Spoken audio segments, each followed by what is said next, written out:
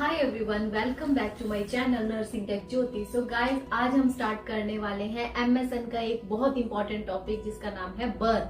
सो burn क्या है? Injury to any skin और any tissue to the body. What is burn?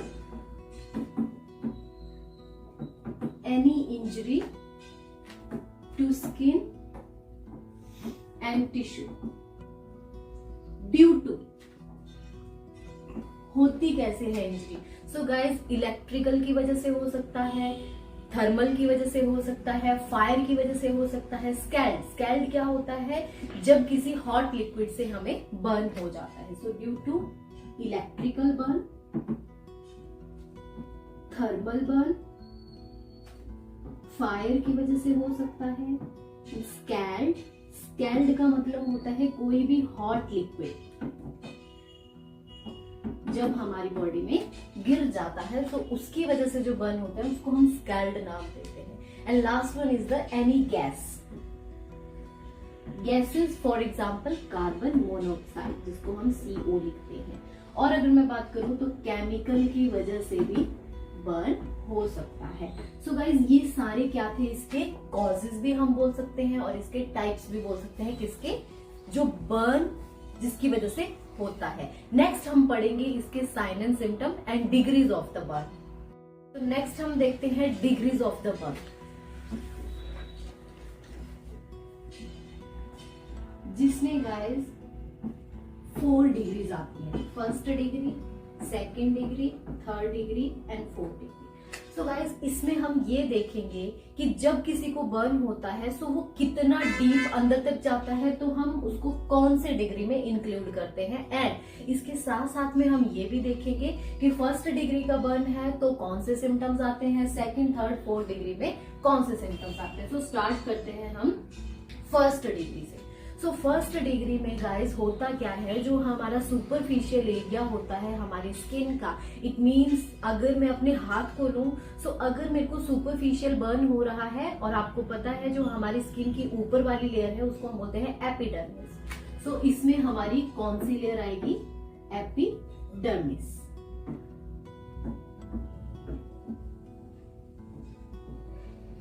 Okay, epidermis layer इसमें हमारी count होगी। और अगर मैं इसमें साइन एंड सिम्टम की बात करूं, सो this is the very painful degree of the burn. तो इसमें पेन प्रेजेंट होगा, रेडनेस होगी एंड थोड़ा बहुत वहां पे अडीमा नहीं बोल सकते आप, स्वेलिंग। वहां पे क्या होगा?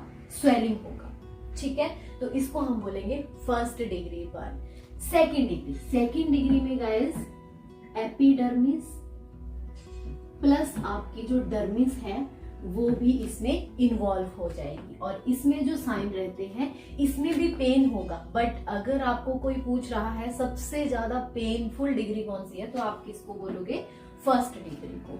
तो इसमें पेन होगा, रेडनेस भी होगी। अब इसमें आएंगे ब्लिस्टर्स। क्या आएंगे यहाँ पे? ब्लिस्टर क्या होते हैं? जो पानी से भरे हुए होंगे, उभरे हुए, जिसमें क्या होगा? जो हमारी स्किन है वो उभर जाएगी और उसमें फोफले से बन जाएंगे। और इसमें गाइस अडीमा भी प्रेजेंट रहेगा। नेक्स्ट थर्ड डिग्री में क्या होगा? तो एपिडर्मिस, डर्मिस एंड जो हमारे सबक्यूटेनियस फैट होते हैं, सबक्यूटेनियस फैट बोल दो या सबक्यूटेनियस टिश्यू बोल दो, ये तीनों चीजें वहां पे इंक्लूड होंगी। सो गाइस, इसमें क्या होगा? अब इसमें अडीमा आ जाएगा, पेशेंट को फीवर आ सकता है। फीवर क्यों आएगा? क्योंकि वहां पे इंफेक्शन हो सकता है, क्योंकि अब स्किन क्या हो गई है? बिल्कुल ओपन हो गई है। Last degree, so last degree में एपिडर्मिस, डर्मिस, सबक्यूटेनियस टिश्यू। अब इसमें हमारी मसल्स एंड जो हमारी बोन्स हैं वो भी इसमें आ जाएंगी। और याद रखना गाइस, जो हमारी फोर्थ डिग्री है उसमें पेन नहीं होता। क्यों? क्योंकि हमारी मसल्स और जो बोन्स हैं उनके बीच में छोटी छोटी नर्व्स होती हैं, और आपको पता है जो नर्व्स होती हैं उसी से ही हमें सेंसेशन आती है। इट मीन्स हमें पेन का पता चलता है। सो गाइस, जब हमारी जो नर्व्स है वही डैमेज हो जाएंगी तो हमें पेन फील नहीं होगा। सो इसमें क्या है? पेनलेस। पेनलेस क्या होगा वहां पे? अडीमा होगा, फीवर होगा, फटीग होगा पेशेंट को, ठीक है। ये सारे वहां पे सिम्टम्स आ जाएंगे। और इसके साथ साथ जो 3rd डिग्री और जो 4th डिग्री है, अगर वहां पे इंफेक्शन हो गया किसी को तो वहां पे सिस्टेमेटिक सिम्टम्स भी आ सकते हैं। सो गाइस, अब मैं आपको इन 4th डिग्री के डायग्राम दिखाने वाली हूं। सो this is the diagram of 1st degree, 2nd, 3rd and 4th। So guys देखो, जैसा कि मैंने आपको बताया, जो 1st डिग्री है, 1st डिग्री में आप देख सकते हो यहाँ पे epidermis. So this is the epidermis layer. So ये इसमें इंक्लूड होगी किसमें? 1st डिग्री में। 2nd डिग्री में आपकी डर्मिस भी इन्वॉल्व हो जाएगी, ठीक है। 3rd डिग्री में हाइपोडर्मिस। गाइस याद रखना, हाइपोडर्मिस हम सबक्यूटेनियस टिश्यू या सबक्यूटेनियस फैट को बोलते हैं। सो ये जो हमारे यहाँ पे येलो पार्ट है, this is the subcutaneous fat. तो ये हमारा 3rd डिग्री में इन्वॉल्व होगा। और जो गाइस 4th डिग्री होता है, उसमें आपकी आ जाती है मसल्स, ठीक है। मसल जो होती है वो इसमें इन्वॉल्व हो जाती हैं और उसको हम क्या बोलते हैं? 4th degree. ओके, नेक्स्ट हम देखते हैं इसके। ओके गाइस, सो नेक्स्ट हम देखेंगे कि जब किसी पर्सन को क्या हो जाता है, बर्न होने की वजह से हमारी बॉडी के अंदर क्या क्या चेंजेस आएंगे। इट मींस अब हम पढ़ेंगे pathophysiology of the burn.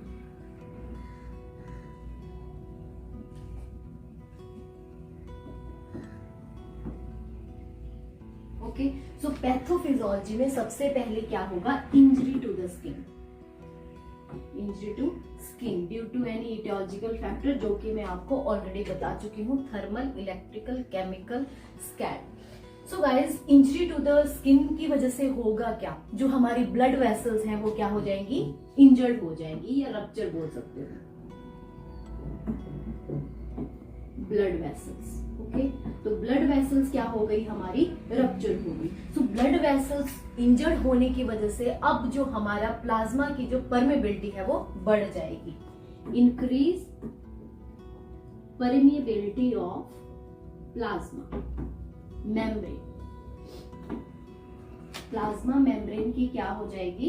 Permeability बढ़ जाएगी, जिसकी वजह से जो प्लाज्मा है ब्लड से जो आता है वो लीक होने लग जाएगा। Leakage of plasma. Okay guys, so यहां तक देखो क्या हुआ? इंजरी टू द स्किन, उसके बाद रप्चर होगी ब्लड वेसल, ब्लड से क्या होगा? इंक्रीज हो जाएगी परमेबिलिटी, और जिसकी वजह से जो प्लाज्मा है वो लीक होने लग जाएगा। सो लीक होने के बाद अब क्या होगा? अब वहां पे 2 चीजें हो सकती है। जो प्लाज्मा लीक हुआ है वो एंटर कर जाएगा कहां पे? Enter in the interstitial space. Okay, interstitial space में क्या हो गया? वो एंटर हो गया। और दूसरी साइड क्या हो सकता है? जो हेमेटोक्रिट है, हेमेटोक्रिट का जो लेवल है वो बढ़ जाएगा। ओके गाइस, सो हेमेटोक्रिट के लेवल बढ़ने की वजह से क्या होगा? जो विस्कोसिटी है, increase viscosity, viscosity of blood increase हो जाएगी। और गाइस वहां पे क्या देखने को मिलेगा? हाइपोक्सिया। हाइपोक्सिया का मतलब क्या होता है? जो ऑक्सीजन का लेवल है टिश्यू में वो कम हो जाएगा। सो ये तो हो गई एक कंडीशन, ओके, प्लाज्मा लीक होने की वजह से। दूसरी साइड क्या होगा? इंटरस्टिशियल स्पेस में एंटर कर गया क्या? प्लाज्मा। अब क्या होगा गाइस? देखो, इसमें क्या होगा? जो हमारा पोटाशियम है वो डिक्रीज हो जाएगा, और जो सोडियम है वो क्या हो जाएगा? बढ़ जाएगा। सो गाइस, आपको पता है जब भी सोडियम की वैल्यू बढ़ती है तो हमारी बॉडी में अडीमा होता है। सो इसकी वजह से क्या हो जाएगा? अडीमा देखने को मिलेगा। और अडीमा क्या होगा? हमारी पूरी बॉडी के जो ऑर्गन है उनमें हो सकता है, all of our organ. Okay, ये हुआ इंटरस्टिशियल में जब क्या चला गया? प्लाज्मा चला गया। दूसरी साइड, इस साइड इंटरस्टिशियल में प्लाज्मा चला गया तो प्लाज्मा वॉल्यूम क्या हो गया? डिक्रीज हो गया। तो decrease plasma volume. Plasma volume decrease हो गया, इट मींस ब्लड वॉल्यूम कम हो गया, तो पेशेंट को हो सकता है hypovolemic shock. Hypovolemic shock. So guys, ये थी overall pathophysiology of the burn. Okay, so next हम देखते हैं डायग्नोस्टिक इवेल्युएशन। इट मींस हमें पता कैसे चलेगा कि बर्न कैसे हुआ है और बर्न की वजह से कौन कौन से सिम्टम्स उसको आ सकते हैं, या फिर बर्न ने कौन कौन से ऑर्गन्स को डिफेक्ट कर दिया है। तो सबसे पहले हम देखते हैं डायग्नोस्टिक इवेल्युएशन। तो सबसे पहले गाइस हम हिस्ट्री टेकिंग करेंगे। हिस्ट्री टेकिंग में क्या पूछेंगे, हम ये पूछेंगे कि आपको बर्न कैसे हुआ, किसकी वजह से हुआ। फॉर एग्जाम्पल इलेक्ट्रिकल बर्न हुआ, या आग लगने की वजह से हुआ, या कोई केमिकल स्किन के ऊपर गिर गया, तो ये सारी चीजें हम पूछेंगे। सेकंड थिंग हम वहां पे करेंगे फिजिकल एग्जामिनेशन। तो फिजिकल एग्जामिनेशन जब हम करते हैं, तो आपको पता है हेड टू टो हम एग्जामिनेशन करेंगे, जिसमें हम हर एक बॉडी पार्ट को हम चेक करेंगे, ओके, कि वो फंक्शनिंग कर रहा है अच्छे से या नहीं कर रहा है। For example eyes, ear, nose, ठीक है, ये सारी चीजें हम चेक करेंगे। नेक्स्ट आता है गाइस इसमें ब्लड वैल्यूज, और ब्लड वैल्यूज में मैंने आपको मेन बताया हेमेटोक्रिट वैल्यू हम इसमें चेक करेंगे, ओके। और अब हमें ये पता कैसे करना है कि कितना परसेंट बर्न हुआ है, क्योंकि हम बर्न को परसेंटेज में लेते हैं। हम बोलते हैं ना कि इस पर्सन को 10% बर्न हुआ है, तो हम वो कैसे पता करेंगे। तो इसमें हम यूज करते हैं रूल ऑफ 9, ओके, उसको हम रूल ऑफ 9 बोलते हैं, हम देखेंगे इसको आगे। और लास्ट आता है पाल्मर मेथड, ओके। सो पहले मैं आपको पाम मेथड बता देती हूँ। पाम मेथड का मतलब क्या है कि ये जो हमारा पाम है हाथ का, ठीक है, ये हम फॉर एग्जाम्पल मेरे को फेस पे बर्न हुआ है, तो इतना अगर मैं लेती हूं तो इसका मतलब है 1% बर्न हुआ है, ओके। फॉर एग्जाम्पल मैंने यहां से लिया तो इट मींस 1% बर्न हुआ, यहां से लिया 1% हुआ, तो ऐसे ऐसे करके हम पूरी बॉडी को मेजर कर सकते हैं। बट मोस्ट कॉमनली जो क्लिनिकल प्रैक्टिसेस में जो यूज होता है that is the rule of 9। Rule of 9 हम उसमें यूज करते हैं। सो गाइस, अब हम देखते हैं कि रूल ऑफ 9 होता क्या है। सो रूल ऑफ 9 याद रखना किसमें यूज करते हैं, बर्न में यूज करते हैं। हम देखेंगे अडल्ट में हम कैसे इसमें परसेंटेज देते हैं, और जो बच्चा होता है उसमें हम कैसे देते हैं। तो देखो, सबसे पहले हम बात करेंगे हेड की। सो गाइस, हेड होता है 9%, ठीक है, फ्रंट एंड बैक तो कितना हो गया, ये 18% हो गया, ठीक है। नेक्स्ट हम बात करते हैं चेस्ट की। जो चेस्ट में कितना होता है, ये पूरी चेस्ट आती है 18%, और अगर मैं बैक की बात करूं तो ये भी हमारा 18% मैंने आपको बता दिया। नेक्स्ट हम बात करेंगे आर्म्स की। तो आर्म्स को हम कितना लेते हैं, 9%, left arm 9%, right arm 9%। Next आता है हमारा पेरिनियल एरिया, इट मीन जो हमारे प्राइवेट पार्ट होता है, तो उसमें हम ओनली कितना काउंट करते हैं, 1%। नेक्स्ट लेग की बात करें तो इसमें लेफ्ट लेग 18% और राइट लेग 18%। सो गाइस, इसको पूरे को जब हम काउंट करेंगे तो ये कितना आ गया, 100%। सो इस करके हम देख सकते हैं कि किस पेशेंट में कितना परसेंटेज बर्न हुआ है। फॉर एग्जाम्पल, अगर कोई आपको बोल रहा है कि उसका फेस बर्न हो गया है और उसका जो चेस्ट वाला एरिया है पूरा नीचे तक बर्न हो गया है, तो उसको हम कैसे बोलेंगे। तो हमें पता है हेड का 9% लिया, ठीक है, 4.5 आगे का, 4.5 पीछे का, 9% हो गया, और चेस्ट वाला एरिया 18 हो गया, तो 18 + 9 कितना हो गया, 27। तो उस पेशेंट को कितना बर्न हुआ है, 27 बर्न। वहीं अगर मैं बच्चे की बात करूं तो इसमें जो हेड है फ्रंट एंड बैक वो 18% है, सेम बैक भी 18% है, चेस्ट भी 18% है, लेफ्ट आर्म राइट आर्म ये भी 18% है, पेरिनियम का भी सेम है। गाइस, इसमें जो डिफरेंस आता है वो आता है हमारी लेग्स का, ठीक है। सो लेग्स में राइट लेग 13.5% और जो लेफ्ट लेग है वो भी 13.5%। गाइस, आप एक चीज देख रहे हो, हेड ओनली 9% है, बट इधर कितना है, 18% है, ठीक है। तो ये मेजर डिफरेंस है। इसमें 18% लेते हैं front end back, it means बच्चे का फेस का 9%, इसके हेड के पीछे वाली साइड का 9% कितना हो गया, 18%। बट अगर हम अडल्ट जैसे मैं हूं तो मेरा अगर देखा जाए तो यहाँ पे 4.5 और पीछे 4.5, तो ये डिफरेंस रहता है अडल्ट और चाइल्ड में। और पामर मेथड तो मैंने आपको ऑलरेडी बता दिया। गाइस लास्ट में हम देखेंगे ट्रीटमेंट और फर्स्ट एड। अगर किसी को घर में बर्न हो जाता है तो हम क्या करेंगे। सो ट्रीटमेंट का पर्पस क्या है। एक तो फर्दर बर्न होने से रोकना है। फॉर एग्जाम्पल किसी को केमिकल से बर्न हुआ तो हमने फर्दर रोकने के लिए उस केमिकल को हटाएंगे पहले, ठीक है। तो ये एम रहेगा to avoid further burn. Okay, so इसमें हम क्या करेंगे, पहले सबसे पहले कभी भी घर में बर्न हो जाता है तो हमने क्या करना है, जो उसका जो केमिकल से अगर हुआ है तो उसको पहले हमने हटाना है वहां से, ठीक है। तो हमने क्या करना है, wash that area. But wash कैसे करना है, with the running water, tap water जिसको हम बोलते हैं। टैप वाटर से हम उसको क्या करेंगे, क्लीन करेंगे। क्लीन कर दिया उसके बाद सो नेक्स्ट हम क्या करेंगे, रिमूव करने हैं उसके क्लोथ्स को रिमूव कर दिया। थर्ड वन हमने करनी है पेन मैनेजमेंट। पेन मैनेजमेंट के बाद हम क्या करेंगे गाइस, उसको प्रिवेंट करेंगे फर्दर इन्फेक्शन होने से, प्रिवेंट फ्रॉम इन्फेक्शन। और उसके बाद जब हमने पेशेंट को, उसके बाद गाइस जब हमने इसको इन्फेक्शन से प्रिवेंट करना है, हमने पेशेंट को हॉस्पिटलाइज कर दिया, तो उसके बाद हम वहां पे स्टार्ट करते हैं आईवी फ्लूइड्स। क्या स्टार्ट करेंगे, आईवी फ्लूइड्स। सो आईवी फ्लूइड्स के लिए गाइस आपको पता होना चाहिए हम कौन सा मेथड यूज करते हैं, parkland method. Parkland method it means आपको पता कैसे चलेगा कि किस पेशेंट को हमने कितना फ्लूइड देना है। और याद रखना कौन सा फ्लूइड हम मेनली देते हैं, आरएल इन फर्स्ट 24 आवर्स।